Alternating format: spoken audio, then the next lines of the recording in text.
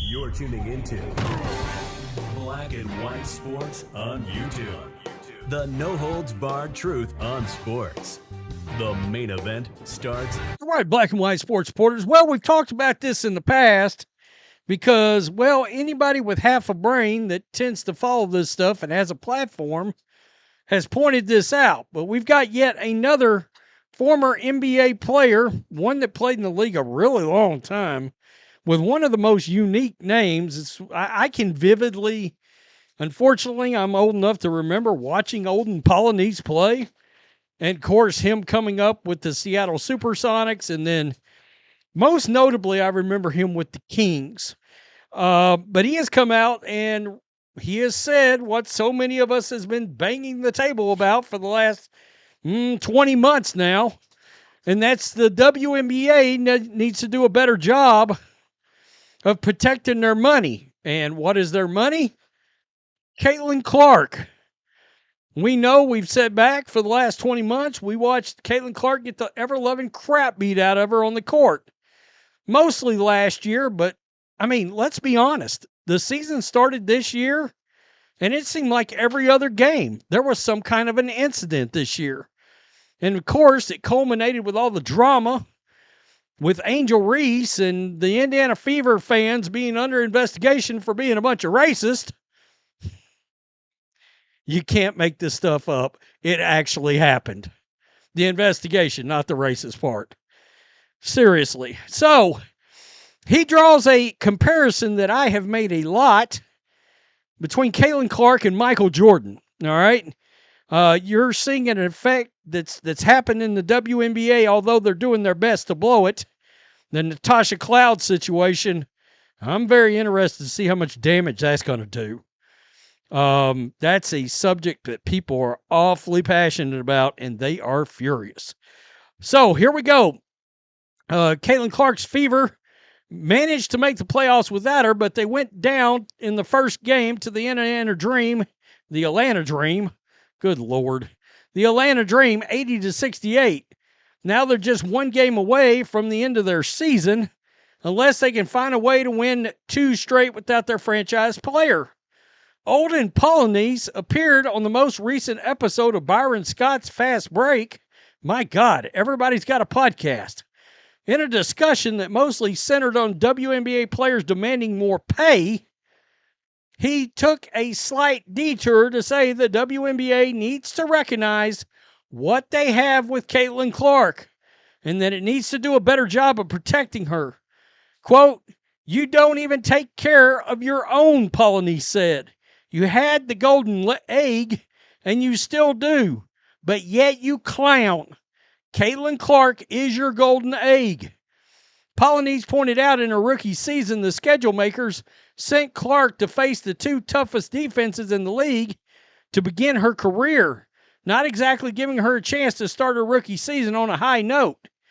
They had that brutal start last year. Remember, because the WNBA wanted to get her on TV as much as they could right out of the gate, it led to a 1-9 start. They had like 10 games in, I don't know, 18 days or so. It was a pretty rough stretch. And then after that, Christy Sides and the crew went 19-11. Again, we're sorry, Christy Sides.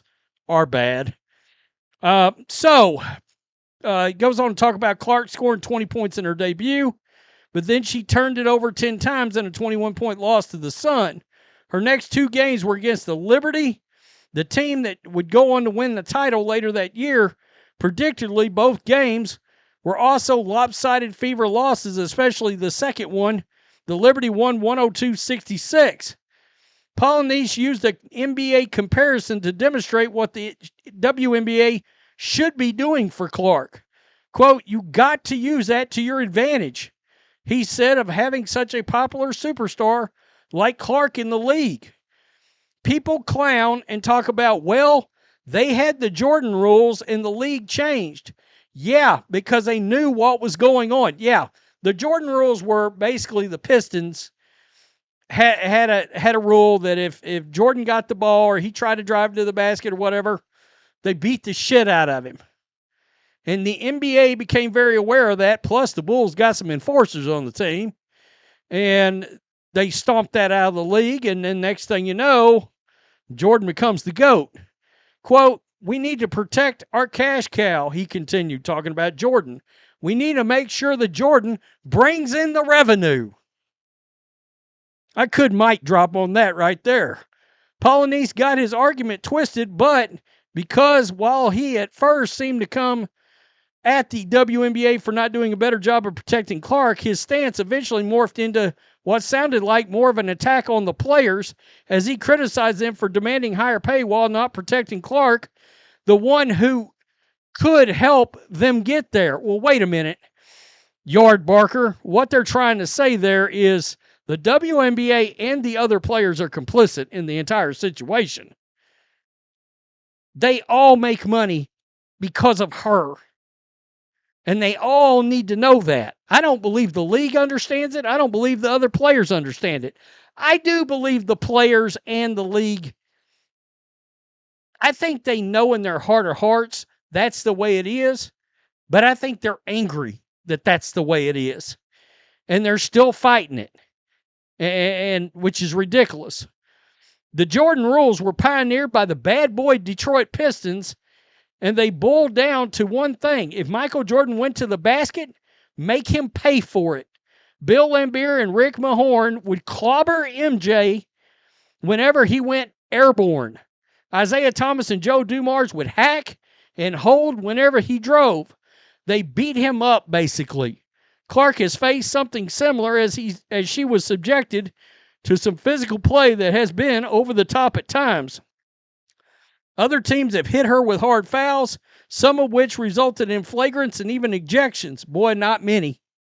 Not many. It's a fine line for the league and the players to walk because although Clark is the poster child of women's basketball, that status breeds jealousy in other players. Everyone has something to prove when they go against Clark. Well, I mean, Olden Polynice is absolutely correct. I mean, once again, we got an NBA player, a former NBA player, that can see the forest for the trees. He actually, and it's weird, if they're not in the league, do you notice how many people that aren't in the league and they're outside the league, even former WNBA players, they're outside the league, the NBA players and WNBA players, and they know how much she's worth to the league. But the players in the league are so angry that she's so popular and that the ratings are still tied to her. And look, we just found out when it came out that she wasn't going to play, guess what? All of a sudden you started seeing empty seats around these arenas. It was really evident up there in Baltimore when they played against the Mystics the other day. Basically 3,000 people, the tickets had been sold. They just said, bleep it, we're not showing up. And that's the power of Caitlin Clark.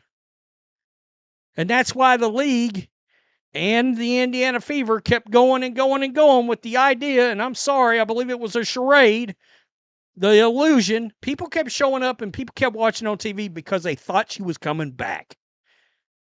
So they can't brag. They can't do the whole, well, look at these ratings and attendance and she wasn't playing. That's great, but people thought she was coming back. Once that hope was gone, so was they. And they're really fixing to find out how many people were gone on the television ratings. I guarantee you that. Wow. Wow. It's funny. It's weird how everybody wants to acknowledge and understand it except the players and the league itself. And they look dumb. At the end of the day, they look not only hateful, but they also look ignorant. I mean, they don't understand their paychecks is tied to her. Whether they like it or not, that's just the fact. Tell me what you think. Peace. I'm out. Till next time. Thanks for watching the show.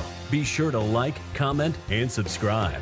Be sure to tune in next time on Black and White Sports.